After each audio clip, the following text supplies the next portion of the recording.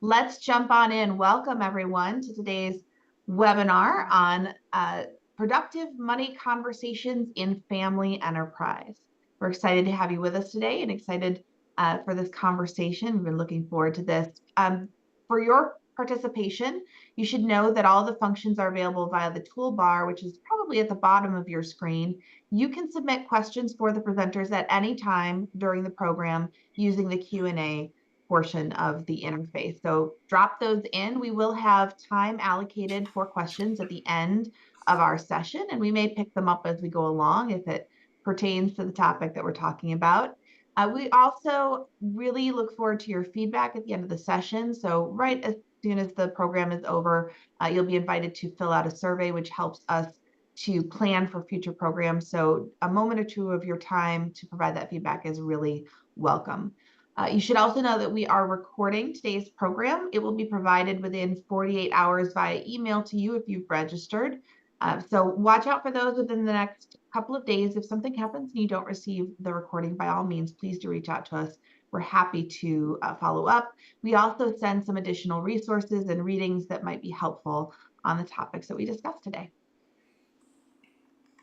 And before we jump into the conversation, just a couple of notes. We value confidentiality. So we're going to talk about family situations today, but we're going to talk about things in ways that are generic enough so that you can understand the ideas without giving away things that families are uncomfortable with us sharing. In some cases, we have stories we can share that the families have given us permission. So we'll call those out as appropriate. When you submit questions, we will share the question without identifying you by name. So you can feel comfortable asking what's on the top of your mind. The only people who will know who that has come from are the presenters today. And then this is an educational dialogue. So we're going to be talking about some important money topics, and you should consult your own advisors for what is the right answer for your business and your family. So let's say hello to our esteemed presenters today. First with us today is Aileen Miziolek. Aileen, welcome. Thank you. Great to be here, Christy. And also with us today is Lisa Morel. Lisa, thank you for being here. Thank you for the invitation. Happy to be here. Aileen and Lisa are both colleagues of mine at FBCG. They're consultants working with family enterprises on a wide variety of topics, and they both have a passion for this topic, which is having sometimes tricky conversations about money with families. So we'll learn more about their areas of work as we go through the conversation.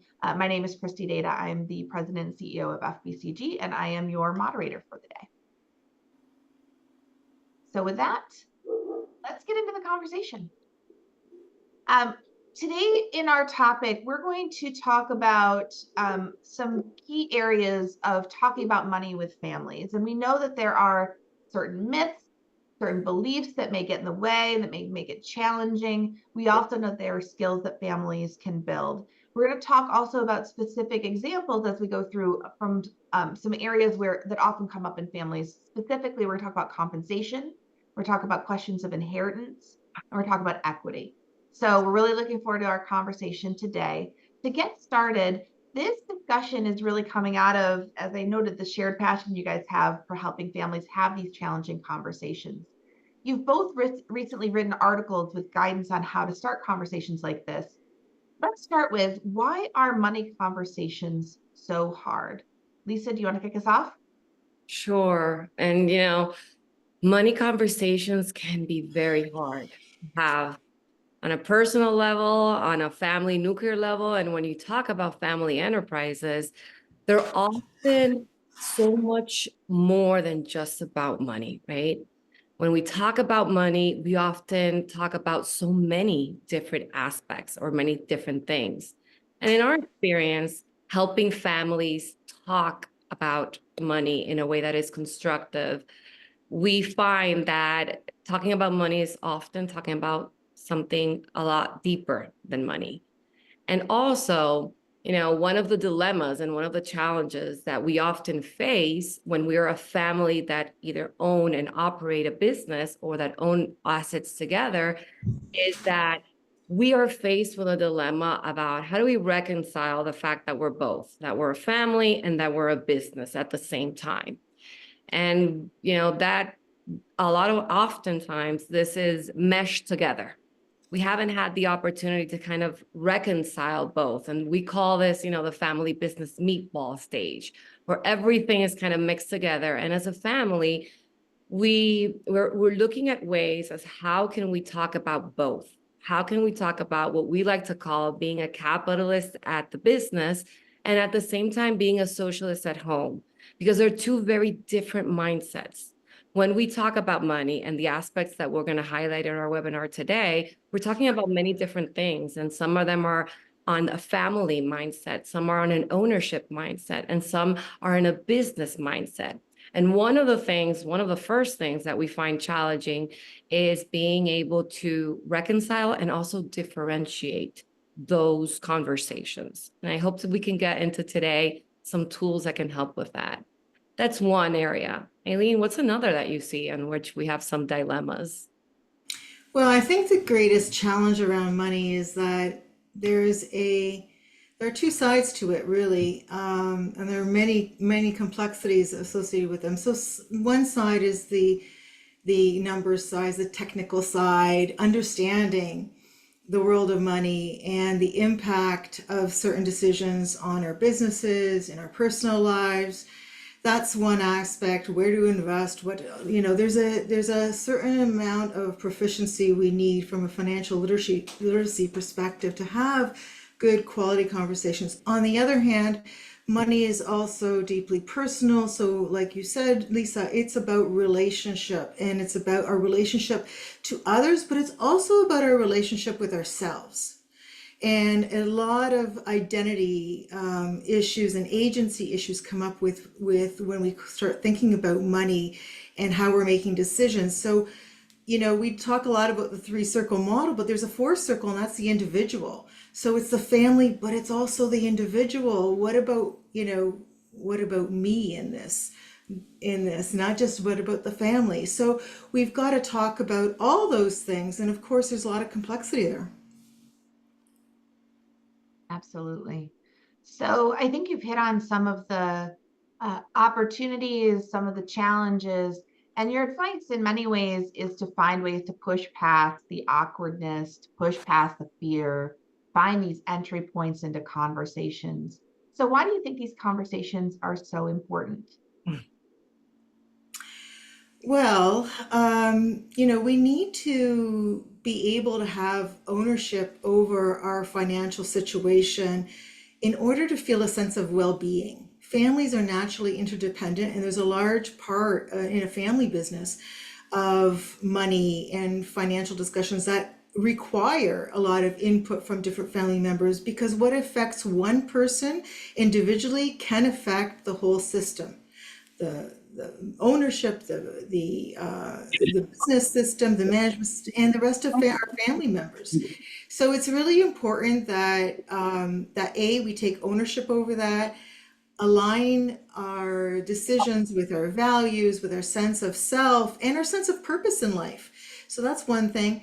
And then building confidence in everyone, because it is really difficult to navigate financial situations if we don't know what we need.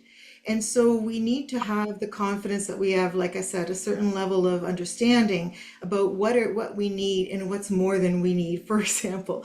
So everyone needs to have a sense of confidence around money, and we make a lot of assumptions about money because we're not used to talking about it in families, whether it's because our families didn't have a lot of money in the past, or whether it was just a taboo conversation. And so we have to normalize these discussions and have them more frequently, because they are so tied to our survival, our well-being, and our unity and our goals as a family, right? Our vision, our ability to reach those goals, and yeah, so they're very important. One of the points that I heard also was, Aileen, you talked about what an individual needs from a financial perspective. And the other opportunity for these conversations is to build knowledge in the system around money topics, right? Build skills, build understanding. Is that a piece of the puzzle? Oh, absolutely. And they are communication skills and relationship skills, and they are financial planning skills. I come from a profession of financial planning. I would say nobody comes to family business without coming through one of a lot of different roles. And I will say the best, I think, education around financial literacy is understanding our own needs and our own and creating a plan for ourselves. And it doesn't matter how much wealth there is or isn't, it helps us really understand all the levers that go into making financial decisions. And it's such an important education. But there are other, there are other relational and communication skills that are important around how we come into conversations. If we're coming into a conversation with a mindset that this is going to lead to an argument, that chances are we'll have a self-fulfilling prophecy and we may end up coming in with an argument. So it's really important to set the time and place and prepare for these discussions with enough knowledge and with the right mindset and the goals for what you want to achieve in these conversations with the broader family or with the person you're having the conversation with. Lisa, how about you? What other skills do you think we need to come into these conversations with? And I agree that there are 3 questions that we always need to ask whenever we're having a conversation around money. First, are we all in agreement of what is the issue that we are discussing? Because first, having clarity on what is it that we're talking about. Are we talking about compensation? Are we talking about inheritance? Are we talking about a family benefit? Are we talking about support for the family? Or are we talking about a phantom stock option for a family business leader? Are we talking about a dividend? First, get really clear on what is it that we're discussing. The second is, do we all have the same level of understanding to have this conversation? When we're a family in business, I come from a family in business, right? I'm a G2 member. We have a very big an age gap between my siblings and I, right? And so it's also natural to come into the understanding, as Aileen mentioned, is everyone on the same page on what does this mean? We might come from different backgrounds, from different skill sets. Not everyone studied finance, right? So what tools are we all equipped with the knowledge to have the conversation at hand? And the third, and I think a really important one, is where and how we're having this conversation. When I talked about the difference in family versus business versus ownership, and Aileen brought in versus individual, it's very useful to be able to have the right conversation with the right context. And that might mean a different type of meeting with different type of advisors, with a different mindset of what we are discussing. Specific education models or tools or suggestions that we might have in order to raise knowledge of financial literacy within the family. We might not all be at the same level, and that's okay. Many families will first identify, where the knowledge gaps are and help create plans around that. And that might look like finance one-on-one course for future owners, which I just help facilitate. That might look like, a more long-standing educational program that if I am to be a future owner of a family enterprise, I get to understand how to make financial decisions as an owner or as a board level.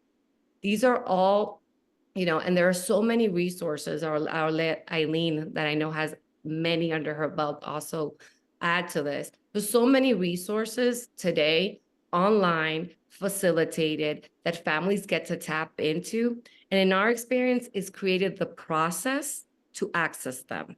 What's going to get you to raising that bar, raising that knowledge in a way that's really productive? What would you add to that? Oh, I just want to know, we've been talking about some great tactics, and I'm glad we're getting into like the how of how we, help how families can really have these conversations productively. Things that I've heard so far, we touched a little bit on the need for communication skills. We touched about a little bit on how important it is to come in with the right emotional mindset. And now we're getting into like setting the stage for success. I'm wondering about examples. Can you share examples for how families have these conversations, how they set the stage for a successful conversation, or how they build or bring in the right skills? Yeah, I think Lisa mentioned a good approach is to survey what skills we're coming in with, first of all, to understand the gaps. And we've built custom programs for this, as you know, Christy, around educating people in their industry. What are some of the what are the metrics that they need to achieve in their industry to hit benchmarks, for example, from a financial quantitative perspective, but also, processing the conversations together as a family and developing an intentional family culture around how we see money, how we use it in our lives, what stewardship look like, what's our responsibility in this system around family wealth, what are the expectations, what are our joint goals, what's important about it.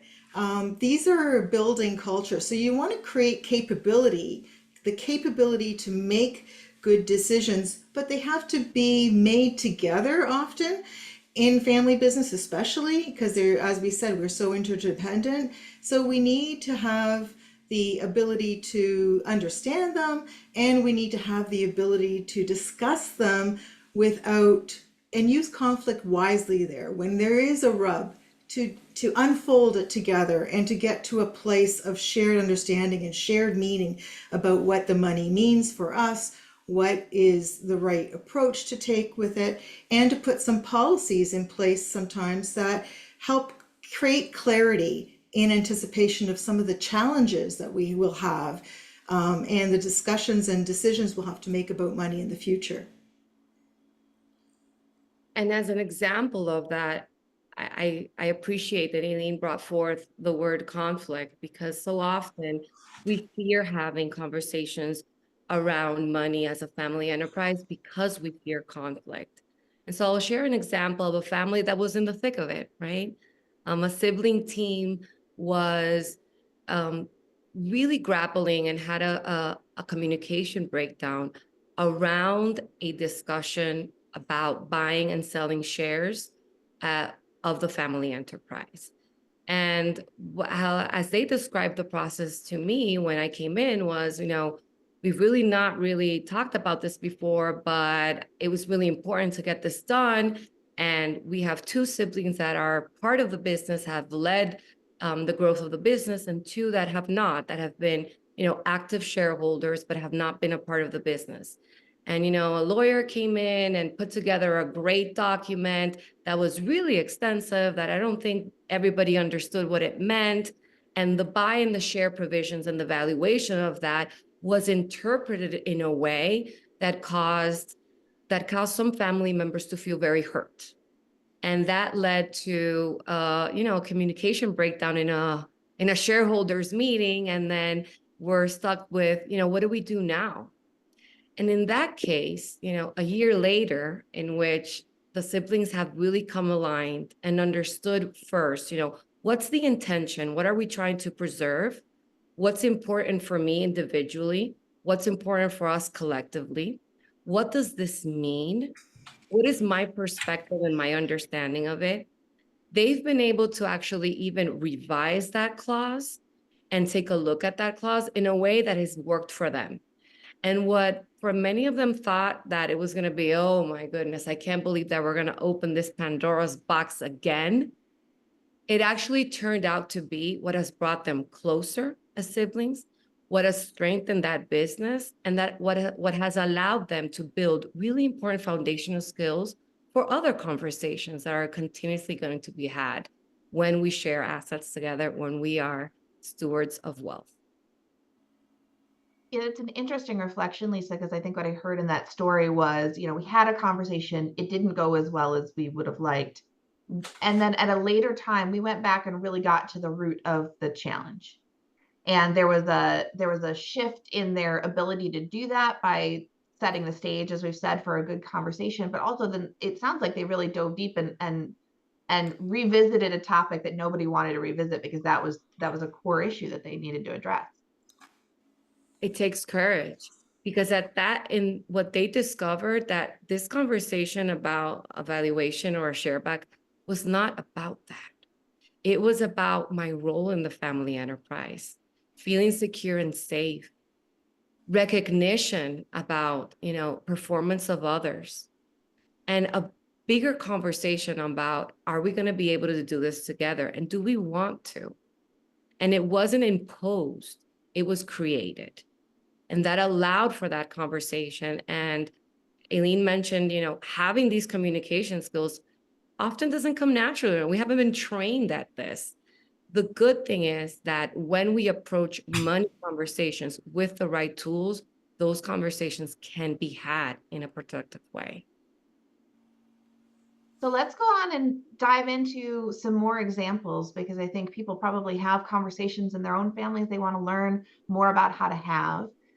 So at the beginning of the session, we identified a few areas where families must address these money questions, and they often have these additional questions of what they mean to us as individuals. So we're talking about compensation, inheritance, and equity. Let's start with compensation. And Aileen, I think you're going to kick us off here. What are the hot buttons for families in discussing compensation? And can you share an example of how a family addressed issues of compensation openly? Yes, for sure. So compensation can be tricky in families, in family business particularly, because although it's a general good rule of thumb to compensate people based on the market value of their role. And sometimes in a family business, that can even be challenging because, for example, if there is no leaders in the business, they may want to attract somebody from the family, but that person may have already a different compensation structure, and they may want to match that compensation structure to come into the business. That creates some challenges. They're not all that clear cut. Sometimes we advise there is good advice around working outside the business for a couple of years, and then depending on the kind of business, maybe the role that they come into the business would be a cut in pay. So what does the family do with that? They're not able to support their lifestyle, but they want to come work for the business. There are other ways that's even different, where somebody's working a lot more hours and they feel that they're being compensated less than the person who's working alongside them because they're not working as many hours depending on the role they step into. So there are so many different ways to look at compensation, and they're not clear cut. The ideal thing is to separate business, the working in the business, the role of and the ownership part, because that's where it gets messy. So compensation, yes, at a market level, but then what is the appropriate compensation? Should it be a bonus structure, or should there be a dividend structure if that person is also an owner, in balancing those things? So separating employment from ownership is really important. And the challenge with that sometimes is that we need to develop an ownership mentality, and the role as owners often is underdeveloped in family business. So if the role as owner is developed to the right degree, then we should want the right people in the right seats. And then we have to look at it objectively, like, am I the right person in the right seat for this bus to go down the road? So we need to make sure that we're objective around our capability and what we bring to the business as well. And if we're owners, we will want to make sure the best person is in that role and that we're paying the right amount. Because if the wages are higher, the salary is too high, it can jeopardize the business, and that also impacts the other employees. And we want to be sensitive to also their needs and making sure that we have a viable business. So there's a lot there that goes into compensation. Lisa, do you have anything else to add to that? You highlighted the word objectivity. It seems like a no-brainer. It's not, it's sometimes it's more complex than that. At the same time, when we put our business hat on and when we understand that as good owners and stewards of a business, our role is to really care and protect and help grow a business, it makes the compensation discussion be able to navigate with objectivity. And there are many ways to objectively set compensation. There are many benchmarks around it. There's much information around how can we best set compensation. And we've written many articles that have highlighted employment policies for family enterprises.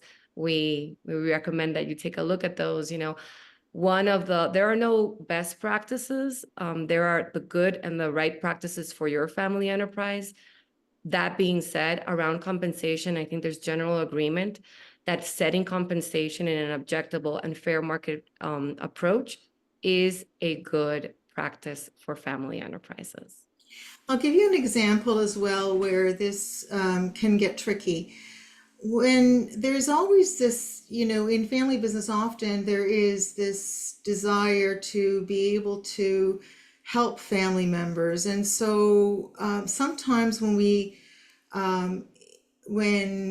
create compensation strategies that are too lucrative, it can create a dependency on the role in the business.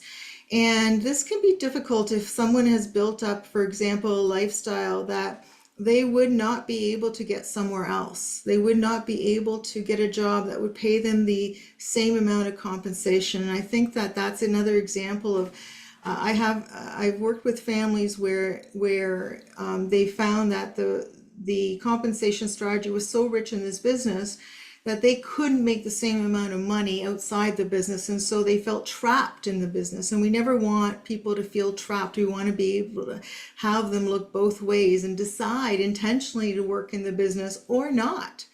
And if the compensation structure is too lucrative, sometimes, and the capabilities aren't developed, it might be a niche business or, a niche industry. And so going to another to another role in another company may not be an option because they may not get the same comp to fund their lifestyles. And then there's a dilemma there that's difficult for families to resolve. I heard, Lisa, you hit on earlier in the conversation the focus on being a capitalist in the business, so to speak. And you can use a lot of words to describe that, but there's a value to the role. And if we overcompensate for the role, then we're obscuring the business's actual performance and we're undermining sort of owner returns. If we're undercompensating, then returns in the business look better than they normally would have. So that real market-based and objective, as a lens through which to look at things can really be valuable for families and help to head off some of these other challenges. Great. So next we'll dive into inheritance. So similarly, there are unique aspects of conversations around inheritance that can make people uncomfortable, that have personal meaning, and that we need to attend to in being successful. So Aileen, share with us how family, what is unique about those conversations and how families address them. So inheritance often is a difficult situation because there's an inheritance is a dilemma. Sometimes parents want to help their children, but they want their children to also help themselves. And they also recognized how much joy and benefit there is to creating wealth on our own. That journey in itself is full of skill development and wins that give us confidence and joy. And so there's this dilemma of wanting to help our children, and also not taking away the opportunity for them to develop themselves in their own way and to see how far they can stretch in creating wealth for themselves. So there's that. There's also, a values question here. What are the values of the family, and how do we create again this culture around inheritance where what you get is used in a way that continues to move the family forward, and having those discussions really does assuage those fears and help families be able to give even living gifts in their lives. I think this is something that is coming up a lot, especially with the cost of housing these days and inflation and different things. Should we be giving living gifts if there's more than enough, so that we can see our families develop and use these resources in ways that can help them move further? If we hang on to resources until our children are in their 50s, they likely don't need them anymore. And so it's kind of a missed opportunity of a compounded rate of return of wealth creation in the family, both from a social economic perspective and also from the perspective of sharing that joy and seeing family members develop themselves. I think we miss a lot when we don't consider having those because we're stuck in fear.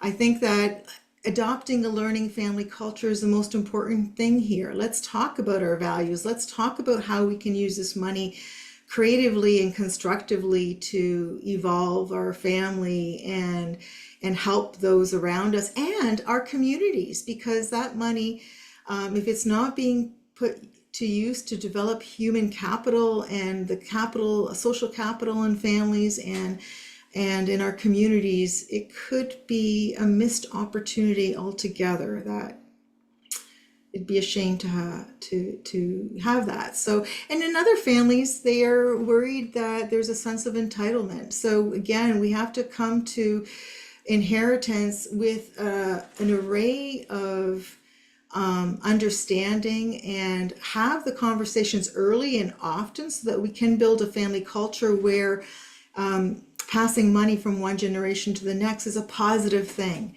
and fosters learning together and growing together as a family. Lisa, do you have anything to add to that? I would agree about missed opportunities and how important and the value that if we're able to talk about this and plan it in advance, we're able to avoid another phenomenon in inheritance that I often see, and that's legislating from the grave. When there's also this phenomenon in which, inheritors and, individuals that have received value are receiving it in a way where they had no input at all or understanding on how to do it. And there's the balance of, how do I make sure that, my vision and my will is protected and our collective vision and will is protected? And at the same time, how do we make mine, yours, and ours? They're three different concepts at the same time. I work with a multi-generational family enterprise that has many shareholders in the fifth generation, moving into the sixth generation. And the way that they inherited was through non-voting trusts. So there was at this time, no provisions on exiting that in a way. And the effect that had ultimately as generations passed was a feeling that, I'm tied to something that I really I don't have any voice in. And so part of the discussion in that case with regards to what I inherit is also establishing clarity on why and how. And also one of the conversations that we also get to have is what happens if, in a way, I want to have a say in when I exit, and what impact does that have? Can I exit inheritance and ownership of a part of a piece? And what impact might that have on the larger family enterprise system? And if we are able to have these conversations beforehand, then they can be not disruptive. They can be constructive as we move forward. I think that's so interesting, Lisa. You talk about legislating from the grave, and in reality, that's an absence of a conversation, right? We didn't have a chance to have an exchange of information about what this means to us and what it might mean to you and all of those things. And Aileen, you're sharing about the living gifts. I think you really helped us reframe the topic of inheritance. This is a creative exercise, right? We can think about what this inheritance process might look like in ways that are going to be meaningful to the family and with participation and exchange. So I think that's a really a meaningful way to approach the topic. So thank you for that.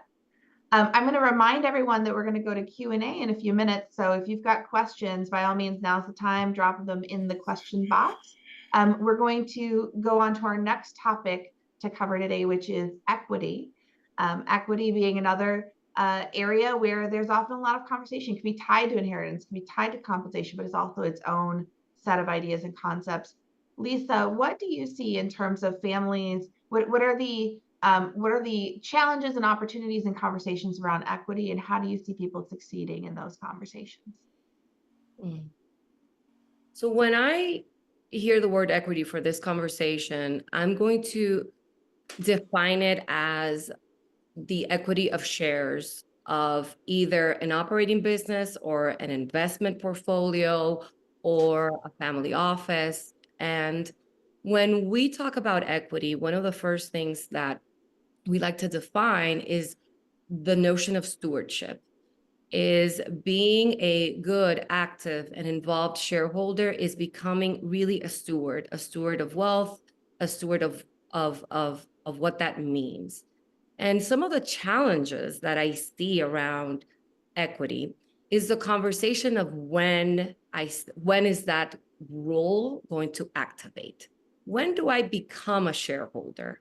How do I even have the conversation? Because I'm curious, and this is some of the conversations that I get to have with many family members that I work with. Lisa, I am curious. I mean, we've been talking about this for my whole life. I just want to know when am I going to be a shareholder, and what does this mean, right? And sometimes those conversations are, have not been had, because talking about equity and talking about when I'm going to step into a shareholder role in many times means that someone has passed away. And one of the things that I would love to normalize is that we can talk about a current and a future role as a shareholder even before that happens. And at the same time, we get to plan for it. And at the same time, I believe strongly that part of the benefit or the missed opportunities that many family enterprises have is that they don't get to practice it. It's not only about learning what it's going to mean in the future, but what about, is there a possibility that we get to practice it beforehand? So for many family enterprises, it's thinking about, okay, first getting very clear on what does this mean? Is there clarity around information about how, when, and what is expected of me in that role? And then second, is there an opportunity, because it benefits us, to be able to step into practicing stewardship, practicing a role of shareholder before there is a complete transfer to that role? It's one area of opportunity that maybe I'm highlighting because I'm living through it right now with a beautiful family. And you mentioned creativity. There really is. I like to quote Mary Forleo in this, everything is figure outable. Everything is figure outable. And when we talk about equity and equity models within many different multi-generational family enterprise, everything is figure outable when we have the time to plan for it. Aileen, how about you? Yeah, no, I think that that's absolutely true. And avoiding the discussion, and a lot of times it is shrouded in silence. This whole when the transitions will occur, like you said, there's this impatience, there's ambivalence, there's this reluctance sometimes to talk about it, and we can't. The only time that silence really hurts families is when it's allowed to persist. We have to break the silence around that and plan for the transition of shares, because it is an important role, and it's not a role that gets enough attention in family businesses. You know, how to be a good shareholder, what are my responsibilities, as you said, and how do we be strategic together as a family about how to transition the ownership of the business. And also I think that because if it's not looked at early enough, and if it is accompanied with the death of a loved one, we end up having a lot of grief associated with that sometimes, and other financial implications that come at the end of someone's life, and it can be a hot mess. So having a policy, an ownership transition policy, and letting people understand what they can expect. I think that that's a respectful way to come at ownership and helping people prepare for that role so they can be successful in it. And I think that that's critical to the success of a multi-generational family business. We can't have continuity without transition of ownership, and preparing for that is a large part of the work that we do with families. Thank you both. I think it's so interesting. You know, we see families who, some families who don't talk much about equity and ownership and the role, and that creates a certain kind of ambiguity. And then there are families that do quite a bit of trying to prepare people for ownership. But if people don't know what the transition is going to look like after all that buildup, that's also a different source of ambiguity. So again, the gift of a clear conversation when we are able to do it, that's a wonderful thing. So again, we're going to go to questions in just a moment, but before we do, I'm going to ask each of you for your closing advice. For what advice would you offer family members who want to start these conversations and start them well? Lisa, let's start with you. Well, don't wait is my first piece of advice. Have them often, but strategically, I would say two things. First, get really clear on why. Get really clear on why is it really important that we, family owner, business individually, have this conversation. You know, why do we believe that this is important, it's going to propel us forward? What values do we attach to it? So have that conversation first. And the second, I would say, strategic insight on is get clear on how you're going to decide. We often believe that if we get the process right, the product will turn out better. We don't have to worry about the product. So when I say process, what we mean is as developing a clear and fair process on not only why we're having this conversation, but also how we're going to make decisions around money in the different contexts that we've highlighted is just as important. So those are my two, I would say, strategic pieces of advice. Yeah, and I would add to that when there is change in families, and there's always change happening in family systems, it is important to look as much as what we have now as well as where we want to get to. Because we have to understand the current situation really well to make good decisions about where we want to go and the changes that we want to make. And so families are always emergent, and things are always emerging in the industry, in the business, in the family. And so we want to make sure that we have clarity about where we are now and where we want to go together. And like Lisa says, that requires us understanding ourselves, understanding our values, understanding our whys, and really slowing down the conversation I would have. Not only do we need to have it early and often, but we need to slow down and unfold it well. And I do think that it's difficult to do that, or it can be difficult to do that if we don't practice it, and if we come to it from a mindset of lack, we have to come to it from an abundant mindset, knowing that we can learn and we can get somewhere positive together. And sometimes we do need the help of a facilitator, because a facilitated conversation helps put these things out in front and helps everyone stand shoulder to shoulder together and really discuss things and solve them. So I don't mean to plug a facilitating role, but I do think it can be a game changer in these discussions.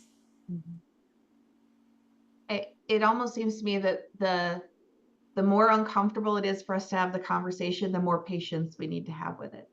Like that discomfort is a signal in some way that like, okay, this might be uncomfortable for me and it might be uncomfortable for the person or people I'm talking to. And so giving that the space could be a part of the solution. Well, let's get into the Q&A here in just a moment. Before we do, I'm just going to remind people that right after the session, we're going to ask you for your feedback. We'd love to hear from you, what resonated with you, what you'd like to hear us talk about in a future session. We also are going to share some additional information, but we're going to talk about it here as well. Recommended reading, Having the Talk, Navigating the Family Business Succession Conversation with Your Parents. Lisa's co-author on that article from late last year. You will get a link to this in your email afterwards. Great tips on how to start conversations around succession, which is often another tricky conversation. We also have Money Talks, Financial Conversations for the Family Businesses, which is Aileen was co-author on that article. And that talks more about this very topic and how you start those conversations with families. We also have additional resources on our website. You can subscribe to our newsletter. There's newsletters by interest and by group. All of our webinar recordings are available there, full article archive, which is searchable by almost any topic you could want. And we also have 2 educational programs coming up later this year, which we'd love for you to consider joining us for, both virtual. One, Family Governance Essentials, which is designed for people who will serve on or do serve on their family council or in some other family leadership role. And Family Directors Essentials is designed for people who serve or will serve on their family boards as family directors specifically. So if you're interested in those, the information is on the website. You can pop a note in the chat and Sarah will provide you with some more information, or you'll get information on that after this program. Okay, so let's go to our Q&A. There's a lot of specific how this looks in my family kinds of questions in the chat here. So one is, what advice do you have about how to communicate in a family where some branches have wealth independent of the enterprise and others see the company as their primary vehicle of wealth? Do you want to lead that, Aileen, or do you want me to take? I'll lead it. So I think we have to understand that for all people, no 2 people have the same experience with wealth. Money, depends on so many things, the way that we come into wealth, our experience of money. Even in the same family, people have different jobs, they marry different spouses, they have different opportunities to be in different kinds of businesses, and so we have to come at this with that understanding and shared respect. Also, I would say looking at this objectively again. What are we trying to get at with this conversation? What are we trying to get out of it? It doesn't really give us a lot here about what kind of conversations we're going to have. But starting with who we are together and really spending some time defining that. So why are we having this conversation? What is our family culture around money? Exploring that a little bit before we get into a heavier conversation, coming at it with respect for everyone's individuality and different lifestyles and different choices in life, and just understanding that and coming at it with empathy for one another. Because I think that empathy goes a long way, just understanding each other without necessarily providing advice, but getting curious about what people need and how to help them achieve our mutual goals together. Because in families, that's what we're trying to do. Families grow people. We want to grow together, and most of the time people want the best for one another. So really leaning into that and slowing down the conversation. I want to go deeper on that because when I read this question, one of the things that we've experienced a lot is the competition of funds when you have one branch of a family owner that has independent wealth, as is highlighted here, and others, shareholders, family branches that have a need and a dependency and see the primary vehicle of wealth as the company. And one specific tool and conversation that we help family owners of enterprises establish is what we call gripple, and getting really aligned on what are our expectations and what can we agree on, what the growth, the risk, the profit, and the liquidity of this enterprise is going to look like. And so we have some resources on Gripple on our website.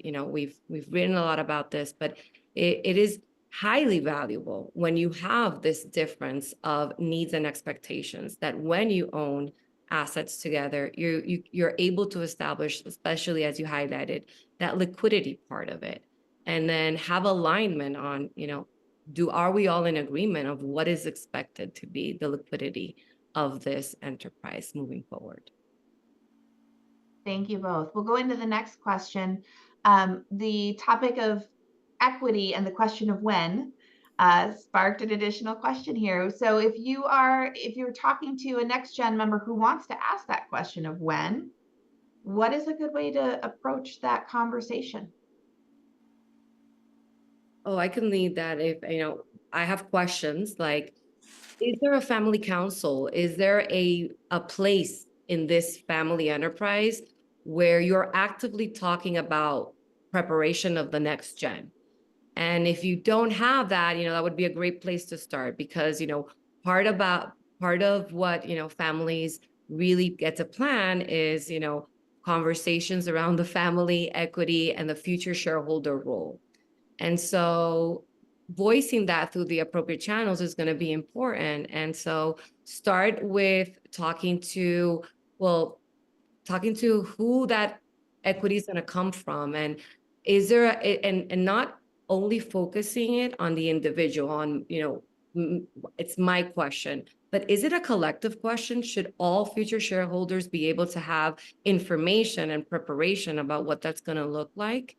And so I would definitely start there and start thinking about, what are the spaces and what are the places that we have as a family that owns an enterprise together to be able to talk about this. Yeah, and I would agree. And given that this is a fifth generation family business, there is a decision to make this a multiple generation family business that has continuity, obviously, because sometimes family businesses start out as one person's business and not necessarily family businesses. So that gets a little trickier. But in a fifth generation family business, I think getting focused on what is our ownership culture, how will we share that? I've heard of families that give a share to every family member that's born into the business, and I haven't worked with a family like that before, but I've heard it. And I think it's a beautiful sentiment of building an ownership culture, that this is a family of owners. And if we can do that together and create some ownership policies about that, then it's not so personal, right? The anticipating how the transition will happen if we have a kind of business that has that kind of longevity to it. And thank you for highlighting, Aileen, that it's a fifth generation family enterprise, because in that scenario, many fourth and fifth generation enterprises that we've worked with have activated what we call an owners council, Yes. which is a place where there is a representative group of owners that get to plan for communication and engagement of the next ownership group. And that is a great way to build communication and to be able to get answers to that question of how, when, and what is expected of me. Yes, that's foundational to building that ownership culture. So more about communication then. How often should we have meetings or gatherings? And do we do them in person or via Zoom? Like, what are your observations of success as we start these conversations in families? I would say all of the above. It depends. Yeah, many families, once we're clear on how we're going to meet, who's going to be a part of what group, what's the intention, what's the purpose, what are our guidelines for our meetings, which is the process part, which is the part where we help facilitate a lot of the clarity of the work. Families can meet in person. Sometimes family ownership groups, ownership councils, family councils, boards, all spaces meet virtually, and there are many benefits to meeting virtually, and some meet in person, and there are many benefits to both. The cadence of that, the number of meetings that we need to have, again, is tied to the purpose, to the work. What is it that we want to achieve? How are we going to get there? And what's the time commitment going to look like? Anything else you might add? I would just add to that, absolutely true. But I would just add to that that we want to be as inclusive as is appropriate for these meetings. So it depends on what the meetings, what the work ahead is. And the more we can think about this as being inclusive of more people, have more understanding and a shared meaning of the business and or what the enterprise of the family is, or the task at hand, the better. But we don't want to bog that meeting down either if it's a working meeting to get at something like creating a policy and a first draft, for example. So it is so dependent on what the task is at hand. And I guess just figuring out who should be in those meetings is another element of this that I think shouldn't be ignored. Good. I'm going to pose one more question before we wrap up, and that is, how do you recommend starting a conversation with a parent who considers the topic of money to be taboo? Or maybe some families find, that there's a really explicit kind of taboo around discussing money. How do you break into that and change their patterns? I can take this. I think, first of all, we need to start with respect, honoring their legacy and their journey with the business and financially. And I think that for many families, they make the mistake of starting with the numbers or the hard quantitative parts. And I think that, again, stepping back and figuring out who are we, where are we going with this? What's the purpose of the money? What is it that we could do? What are we going to what is it that we want to aspire to together with this? And what is the lost opportunity if we don't? Sometimes highlighting that helps put things in perspective. So a lot of like what I call dreaming together means just really having conversations together about what it could look like and what we're missing if we don't unfold it together. And then once we have established the meaning and the purpose and understand what the decision is at hand, then we can talk about the numbers and the way that it gets passed down or the way that we structure things. But often we put structure in front of the essence of the issue, and that's always, I think, a challenge when that happens. I would agree. And you might find very useful some of specific recommendations and tools that we highlighted in our article, Having the Talk with Dad. In a general sense, I would say that we get to, if this question came, how do I have that talk with Dad, with my father? And you get to show up to that conversation with respect and with love and with curiosity. So often we come into the conversation around money with the outcome, with the fear, and not with the curiosity of what's possible. because the reality is that in this work, you will find solutions together, and if you allow them to emerge.